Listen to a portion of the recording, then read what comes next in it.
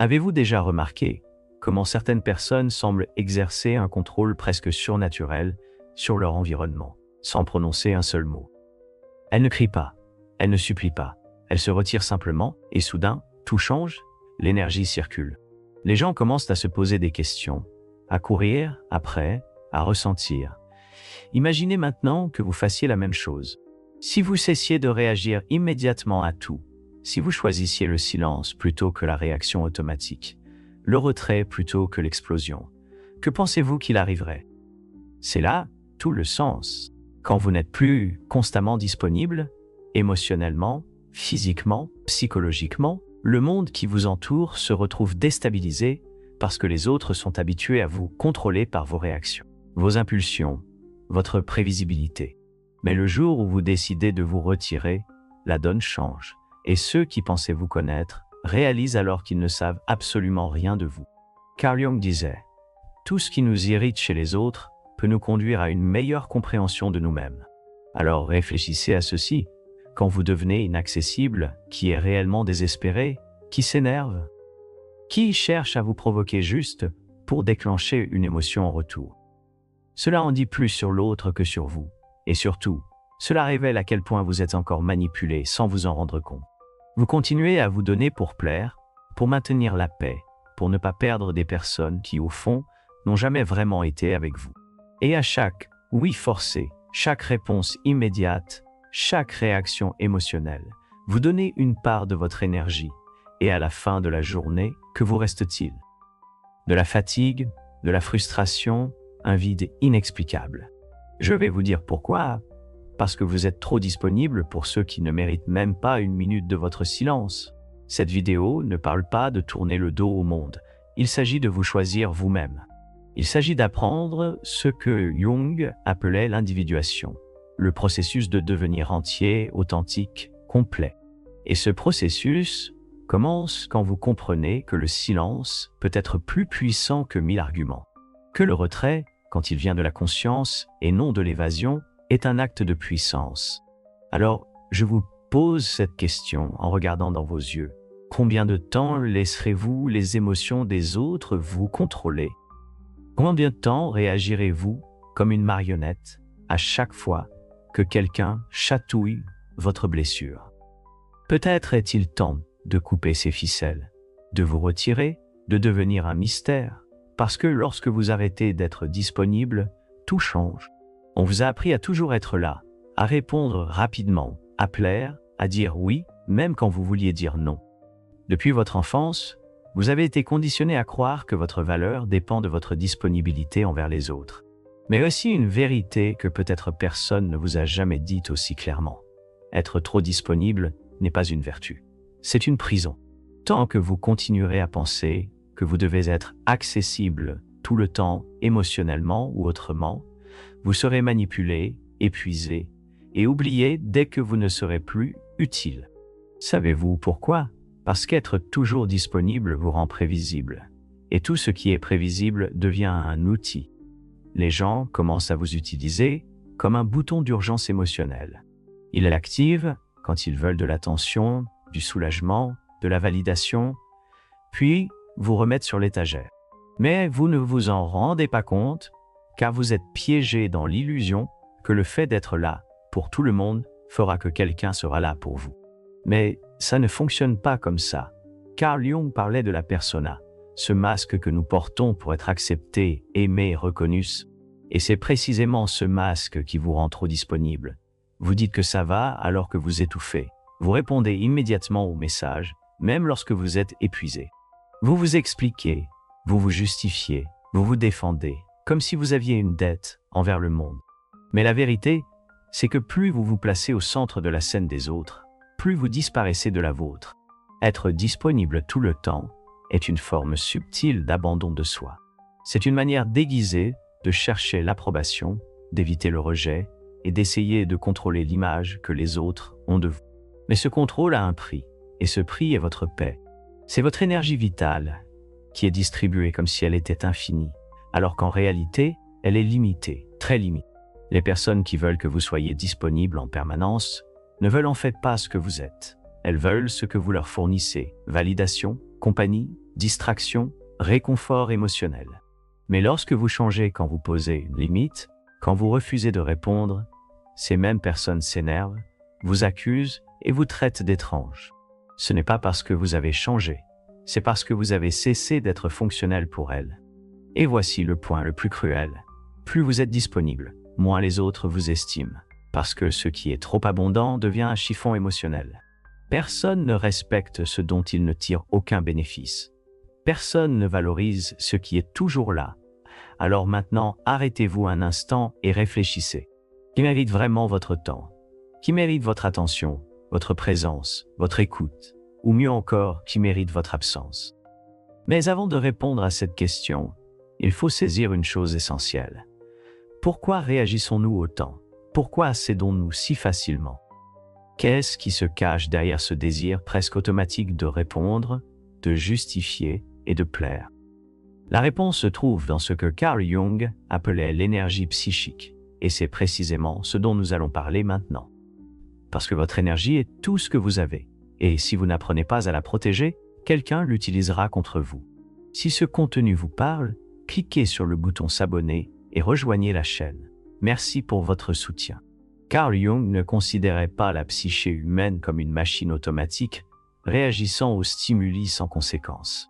Pour lui, notre esprit est un système énergétique et chaque pensée, émotion ou action consomme une part de cette énergie. La question est, choisissez-vous consciemment où va votre énergie ou laissez-vous le monde décider à votre place? Chaque fois que vous réagissez impulsivement, vous gaspillez de l'énergie psychique. Quand vous vous défendez face à une critique qui ne mérite même pas votre attention, quand vous vous répondez à une provocation juste pour prouver que vous avez raison, quand vous vous engagez dans des débats inutiles, ou encore, quand vous essayez de plaire à ceux qui ne vous valorisent pas, vous dépensez votre force intérieure dans ce qui ne vous nourrit pas. Et Jung disait clairement, ce à quoi vous résistez persiste, plus vous réagissez, plus vous vous enchaînez. Ceux qui vivent dans un épuisement émotionnel ne sont pas faibles.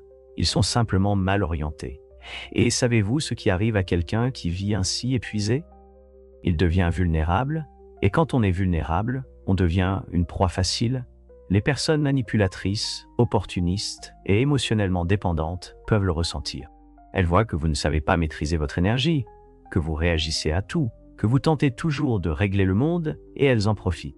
Jung affirmait qu'une psyché saine est celle qui sait conserver son énergie à l'intérieur du système.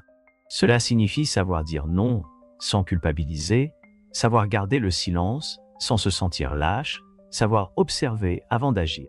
Parce que le véritable pouvoir ne réside pas dans la réaction, mais dans le choix du moment et de la manière d'agir.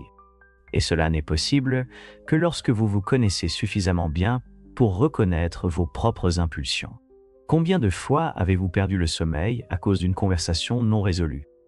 Combien de fois avez-vous passé des heures à ruminer sur ce que vous auriez dû dire ou à essayer de comprendre pourquoi quelqu'un vous a maltraité? C'est une énergie gaspillée, sans retour. Vous entretenez des fantômes qui auraient dû disparaître depuis longtemps et alimenter des dynamiques qui ne vivent que parce que vous insistez pour répondre.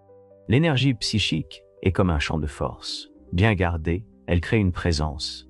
Vous entrez dans une pièce et imposez le respect sans prononcer un mot. Mais mal géré, vous devenez invisible, réactif, fragile, et le monde n'a aucune pitié pour ceux qui cèdent facilement. Par conséquent, commencez à observer vos propres déclencheurs. Ce sont précisément les points où votre énergie s'échappe, et c'est là que vous devez agir. Non pas pour devenir froid ou indifférent, mais pour être sélectif, pour être souverain envers vous-même. Et voici l'une des plus grandes révélations de Jung. Lorsque vous gardez votre énergie, vous brisez les projections que les autres placent sur vous. Et cela dérange beaucoup, car nous entrons maintenant dans un territoire sombre, celui de la manipulation silencieuse. Dans la prochaine partie, nous verrons comment les personnes opportunistes se nourrissent de votre énergie et pourquoi votre indisponibilité désarme complètement ces jeux. Préparez-vous à regarder dans les yeux ceux qui vous ont toujours drainé sans que vous en ayez conscience. Vous pensez avoir le contrôle. Vous croyez que vos réactions sont des choix conscients, mais la vérité est plus sombre. La plupart de vos réponses émotionnelles sont programmées, et ceux qui comprennent cela vous manipulent aisément. Les personnes opportunistes n'ont pas besoin de hausser la voix, de menacer ou de forcer la situation. Elles déclenchent simplement les boutons que vous avez laissés exposés et vous réagissez systématiquement. Carl Jung a appelé cette projection le mécanisme psychologique par lequel les gens projettent sur les autres ce qu'ils ne peuvent pas voir en eux-mêmes. Mais il y a un autre aspect à ce phénomène que peu de gens remarquent. Tandis que les autres projettent sur vous, vous devenez aussi le réceptacle de ces images. Et plus vous êtes émotionnellement disponible, plus vous devenez une toile blanche pour ces projections. Vous connaissez cet ami qui ne vous contacte que lorsqu'il est en crise? Ce partenaire qui a toujours besoin que vous sauviez la situation? Cette personne qui vous complimente, mais seulement tant que vous lui êtes utile? Rien de tout cela n'est un hasard. Il ne s'adresse pas à vous. Il s'adresse à l'idée que vous incarnez, au rôle que vous acceptez de jouer. Et pourquoi acceptez-vous? Parce que vous avez peur de décevoir, peur de ne pas être aimé, peur d'être abandonné. La manipulation la plus efficace ne se fait pas dans les cris, mais dans le silence chargé de culpabilité. Lorsque vous sentez que vous devez quelque chose à l'autre, lorsque vous pensez devoir être disponible, aider, comprendre, même si cela vous ronge de l'intérieur. Et voici le point clé. Le manipulateur n'a pas besoin de vous contrôler. Il lui suffit que vous continuez à réagir de la même façon. Mais quand vous cessez de réagir, le jeu se brise. Quand vous commencez à dire non, à répondre par le silence, à vous retirer plutôt que de vous justifier, les projections commencent à s'effondrer. Le masque qu'ils ont posé sur vous tombe. Cela déstabilise les gens parce qu'ils ne savent plus qui vous êtes. Et pire encore, ils sont maintenant forcés de se regarder eux-mêmes. Tout le monde n'est pas prêt à cela. Votre indisponibilité devient une menace, car elle contraint les autres à faire face à leur propre vide. Le silence que vous offrez révèle le tumulte intérieur qu'ils refusent d'entendre. Viennent alors l'attaque, la critique, le drame émotionnel. Non pas parce que vous avez tort, mais parce que vous avez cessé d'être un miroir commode. Jung disait, « Nous ne devenons pas éclairés en imaginant des figures de lumière, mais en rendant consciente l'obscurité. Quand vous vous retirez, quand vous cessez d'alimenter le cycle, l'ombre de l'autre commence à apparaître. Cela est insupportable pour ceux qui vous ont toujours utilisé comme une échappatoire, mais qu'en est-il de vous? Êtes-vous prêt à affronter l'inconfort d'être mal compris, rejeté, ou même attaqué pour vous protéger? Êtes-vous prêt à supporter le silence qui suit la rupture? Car c'est précisément dans ce silence qu'un nouveau type de pouvoir émerge. C'est de cela que nous allons parler maintenant. Dans la prochaine partie, vous comprendrez pourquoi le silence peut être l'arme la plus dévastatrice de la psyché humaine et comment il transforme complètement la dynamique entre vous et le monde. Le monde moderne est bruyant. Tout le monde veut se faire entendre, répondre instantanément, gagner des débats futiles et imposer son point de vue, quitte à perdre sa propre paix intérieure. Pourtant, il existe un pouvoir que peu connaissent et encore moins maîtrisent. Le pouvoir du silence. Pas le silence de la passivité ou de la lâcheté, mais un silence conscient, stratégique, d'une lucidité brutale. Le genre de silence qui n'est pas une absence, mais une présence amplifiée. Jung ne voit pas le silence comme un vide, mais comme un terrain fertile pour la transformation intérieure. Quand vous cessez de réagir, vous commencez à observer. Et en observant, vous percevez des schémas qui auparavant passaient inaperçus, des répétitions émotionnelles, des jeux de manipulation, des cycles d'auto-sabotage. Le silence permet la lucidité, et la lucidité est dangereuse pour ceux qui vivent pour vous contrôler. Avez-vous remarqué comme certaines personnes paniquent quand vous ne répondez pas, quand vous ne vous justifiez pas, quand vous disparaissez simplement? Ce n'est pas parce qu'elles sentent votre absence, c'est parce que votre silence leur enlève leur emprise narrative. Tant que vous parlez, vous restez dans le jeu. Mais quand vous gardez le silence, vous changez les règles, et cela déstabilise quiconque se nourrit de votre réaction. Le vrai silence n'est pas l'absence de voix, c'est la maîtrise de sa propre énergie, c'est le refus de se laisser entraîner par les émotions des autres. C'est le choix conscient de ne pas s'engager dans des luttes qui n'en valent pas la peine. Jung a dit que l'individuation, le processus pour devenir ce que vous êtes réellement, nécessite cette distanciation, car c'est seulement dans le silence que vous pouvez vous écouter sans l'interférence du monde. Mais ne vous y trompez pas, le silence a un prix. Il vous éloignera des personnes qui ne vous ont jamais valu que pour le rôle que vous jouiez. Il vous rendra incompréhensible pour ceux qui ne vous ont vu qu'à travers leurs propres projections. Il vous fera paraître froid, distant et arrogant, mais tout cela est une réaction de ceux qui n'ont jamais voulu traiter avec votre profondeur, uniquement avec votre utilité. Et voici la dure vérité. Plus vous mûrissez, plus vous devenez sélectif avec vos mots, car vous comprenez que chaque phrase est un investissement d'énergie et que tout le monde ne mérite pas d'accéder à votre vérité. Parfois, le silence n'est pas un retrait, c'est une souveraineté. C'est le langage de ceux qui n'ont plus besoin de prouver quoi que ce soit à qui que ce soit. Le silence est inconfortable, car il force l'autre à faire face à ses propres pensées, à son propre bruit intérieur. Et cet inconfort révèle plus sur eux que n'importe quel argument de votre part ne pourrait le faire. Vous n'avez pas besoin d'expliquer votre absence, elle s'explique d'elle-même. Et ceux qui se sentent menacés par cela révèlent à quel point ils dépendaient de votre déséquilibre pour maintenir leur propre contrôle. Mais le silence le plus puissant n'est pas celui qui dérange l'autre, c'est le silence qui vous reconstruit de l'intérieur. Le silence qui vous connecte à quelque chose de plus grand que l'approbation extérieure. Dans cet espace intérieur, libéré des attentes des autres, vous commencez à retrouver votre énergie vitale et à vous reconnecter avec votre essence. C'est précisément ce dont nous allons parler dans la prochaine partie, car il ne suffit pas de couper le bruit extérieur.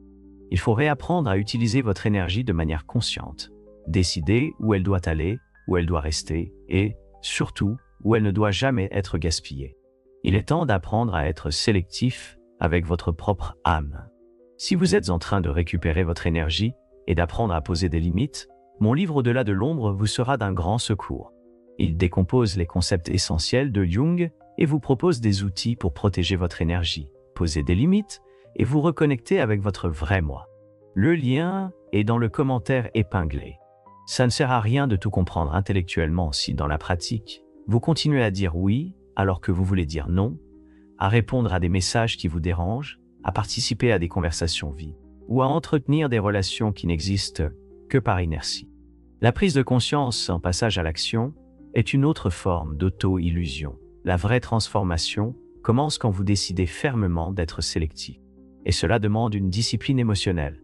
L'inaccessibilité consciente ne signifie pas être froid, arrogant ou indifférent. C'est refuser d'être accessible à tout moment et pour n'importe quelle raison. C'est reprendre le contrôle de votre énergie, de votre temps, de votre paix intérieure. Et cela débute par de petits gestes. Ne pas répondre immédiatement, respirer avant de réagir, quitter une discussion avant de tomber dans le chaos, éteindre votre téléphone sans culpabiliser. Dire pas aujourd'hui, dire je ne suis pas intéressé, dire je ne veux pas m'impliquer. Mais voici le point le plus important. Vous n'avez pas à justifier votre absence. Vous n'avez pas à expliquer votre silence. Vous ne devez rien à personne, sauf à vous-même. Et cela pour beaucoup est inacceptable, car lorsque vous refusez de vous justifier, vous ôtez à l'autre le pouvoir de vous enfermer dans une narration émotionnelle où vous êtes toujours celui qui aide, qui comprend, qui reste accessible.